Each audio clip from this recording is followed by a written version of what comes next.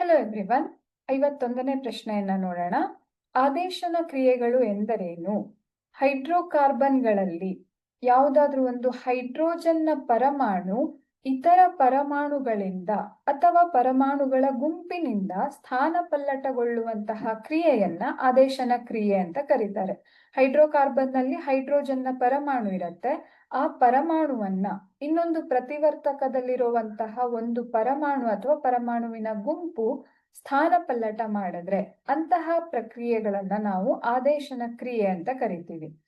ಅತ್ಯಂತ ಸರಳ ಹೈಡ್ರೋಕಾರ್ಬನ್ ಅನ್ನು ಹೆಸರಿಸಿ ಮತ್ತು ಇದರ ಅಣುಸೂತ್ರವನ್ನು ಬರೆಯಿರಿ. ಅತ್ಯಂತ ಸರಳ ಅಥವಾ ಮೊದಲನೇ ಹೈಡ್ರೋಕಾರ್ಬನ್ ಅಂತ ಅಂದ್ರೆ ಅದು ಮೀಥೇನ್ ಆಗಿರುತ್ತೆ. ಇದೊಂದು ಪರ್ಯಾಪ್ತ ಹೈಡ್ರೋಕಾರ್ಬನ್ ಆಗಿರುತ್ತೆ. ಅತಿ ಸುಲಭದ ಸಿಂಪಲ್ ಆಗಿರುವಂತಹ ಹೈಡ್ರೋಕಾರ್ಬನ್ ಇದು CH4. ಇದು ಇದರ ಅಣುಸೂತ್ರ ಆಗಿರುತ್ತೆ, ಮೀಥೇನ್ ನ ಅಣುಸೂತ್ರ ಆಗಿರುತ್ತೆ. ಇನ್ನು ಉತ್ಕರ್ಷಣಕಾರಿಗಳು ಎಂದರೇನು?